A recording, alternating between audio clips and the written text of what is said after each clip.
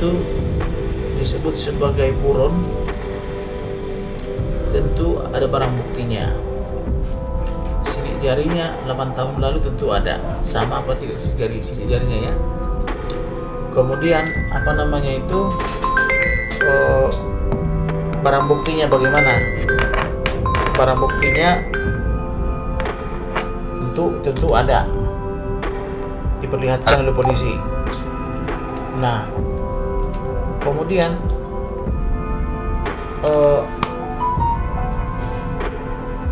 STNK motor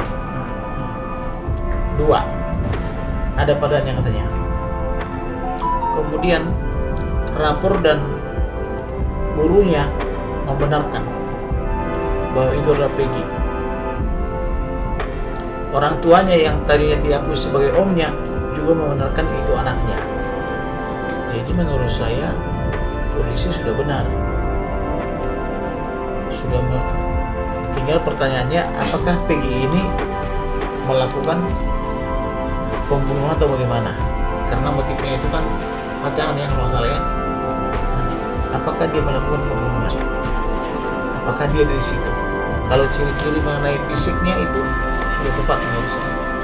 Tapi Peggy Setiawan itu yang ini nggak ada. Terus waktu kejadian itu kan tahun 2016 Peggy Setiawan alias sekarang umurnya 22 tahun bang. Sekarang berarti 8 tahun berlalu, 32 tahun. Sedangkan Peggy Setiawan ini umurnya 27 tahun bang yang ditangkap dari pengadilan. Nah itulah hal yang tidak pas ya. Jadi oleh karena itu polisi harus bersikap adil dan baik. Kalau memang dia polisi curiga sama yang sekarang itu, dia harus membuktikan apakah betul dia pelakunya, kemudian mengkonfrontir dengan 8 saksi atau 8 terpidana, apakah mereka saling mengenal, kemudian apakah sekolahnya satu sekolah dengan Vina. Kalau benar satu sekolah mereka, itu adalah Peggy yang menurut saya gitu. Ini kan masyarakat masih bertanya, abang sendiri tadi bilang 100% Peggy, tapi fakta dari Mas Jakbar kan kemarin menjabarkan fakta-fakta dalam pembunuhan itu, tapi kan dari kemarin rilis kan cuma hanya kartu nama, KTP, ijazah. Tadi kan proses hukum itu kan harus ada bukti yang fatal, itu ada pisau atau ada batu, itu kan perkara yang Mas jabarkan Pak yang pelaku lakukan. Nah itulah menjadi pertanyaan.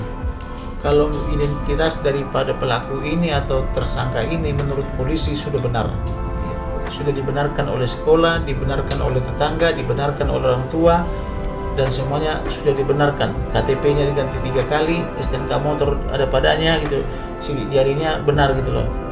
Nah pertanyaannya, apakah dia ini pelaku apa tidak? Itu yang didasari. Apa buktinya? Tentu kan harus ada subjek. Nah kita bicara tentang pasal 184. Tentu 8 orang itu harus mengenal. Yang 8 orang terpidana itu, apa perbuatan dia harus dirangkan di situ.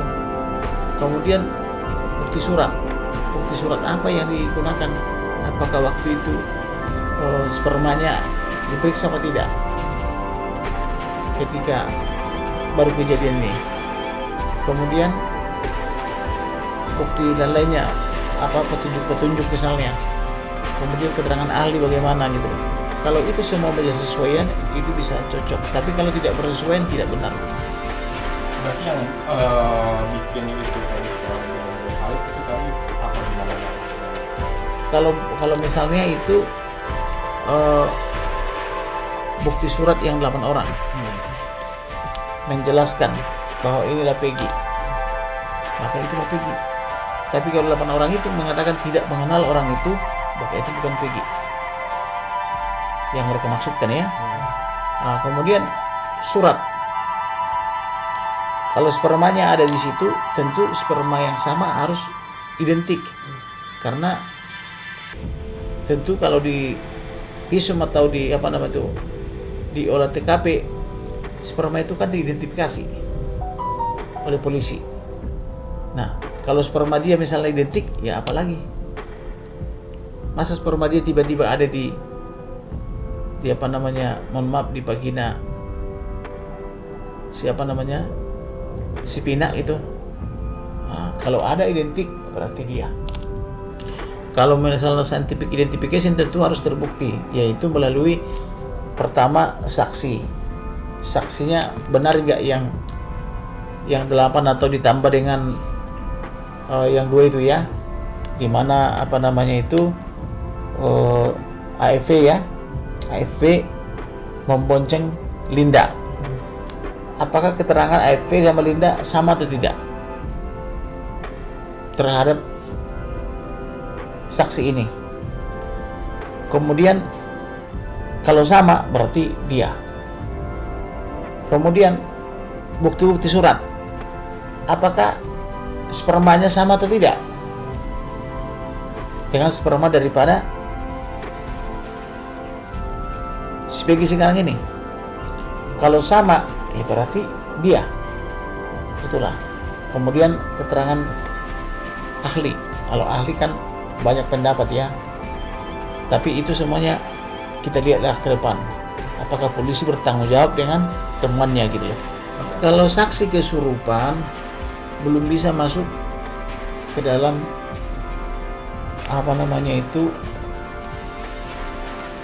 belum ada wadah yang bisa menampung. Karena jaksa, polisi sama hakim sama advokat belum ada ahli kesurupan. Tapi dijadikan petunjuk bisa. Misalnya ngomong apa dia. Kalau misalnya dia ngomong sesuatu mengarah ke sesuatu, ya itu bisa diselidiki oleh polisi. Kalau si Linda kan wajib jadi saksi. Karena dia memang ahli dia memang saksi fakta itu. Dia saksi fakta, saksi kunci. Tidak mungkin karena si AFV mengatakan dia dipanggil itu Linda dan dibonceng. Dan si AFV juga mengatakan saya membonceng Linda sampai ke pom bensin. Lalu terpisahlah mereka. Setelah terpisah, ketemu lagi, sudah diperkosa di semak-semak itu. Dan dia masih melihat siapa itu masih sempat hidup, si Eki itu. Dan kemudian diperkosa sama-sama kurang lebih 10-11 orang. Nah, yang 11 orang itu bagaimana? Kemana ini yang 3 orang buron ini? Yang bernama Andi dan Peggy sama satu lagi Dani ya. Dani dan Andi ya. Kemana dia? Harusnya kan polisi dari dulu mengidentifikasi Andi ini siapa dan ini siapa, langsung diidentifikasi. Apakah anak beliau? Ini kan sudah harus diidentifikasi bahwa misalnya melarikan diri dia, tapi gambarnya sudah punya, anaknya sudah punya gitu loh. Begitu loh. Masa kerja polisi harus diajarin 8 tahun? Yang jelas begini, yang jelas tidak mungkin ada digerakkan 3 orang di dalam BAP terpidana. Karena 8 terpidana kan mengatakan ada yang buron, ada 3 orang, Peggy, Andi dan Dani. Itu tidak asal ngomong lagi, sudah melalui proses penyidikan, penuntutan dan persidangan. Kalau mereka mengatakan begitu dan itu menjadi bukti di dalam putusan hakim, harusnya penyidik Polri harus mengidentifikasi anak siapakah Dani, anak siapakah Andi, anak siapakah Peggy. Begitu cara kerja polisi yang benar. Tapi kalau polisinya cuma tidur-tidur, ya nggak bisa apa-apa gitu loh. Yang kedua, inilah waktunya bagi Polri harus berubah. Rekrutlah Polri tahun depan harus dari sarjana hukum. Karena kalau dari tamat SMA terus capek kita, capek terus berdebat, tidak ada penyelesaian. Udah waktunya Polri ke depan merekrut minimal sarjana hukum dan sarjana-sarjana lainnya. Nah, balik yang dua orang DPO dihapus itu kenapa sih Bang? Tidak bisa dihapus. Udah putusan hakim kok sudah ingkrah. Emang bisa dihapus? Enak aja menghapus-hapus begitu. Tidak bisa, itu sudah ingkrah. Gitu loh. Yang jelas Brigjen F itu bisa diharapkan juga jadi saksi. Harusnya. Ya harus itu. Apakah dia nego orang tuanya? Apakah dibayar? Harus itu. Brigjen F harus diminta keterangan. Jangan misalnya gara-gara Kapolres atau dari Brigjen dia menjadi bebas. Kalau Brigjen F tidak ditanggung jawab, harus dihadapkan ke penyidik. Makanya saya bilang penyidiknya itu jangan lagi Polres Jakarta Cirebon, jangan lagi Polda Jabar, tapi harus Mabes Polri. Kalau Mabes Polri kan sudah ada Kapolri di situ, sudah ada Kabar Reskrim di situ.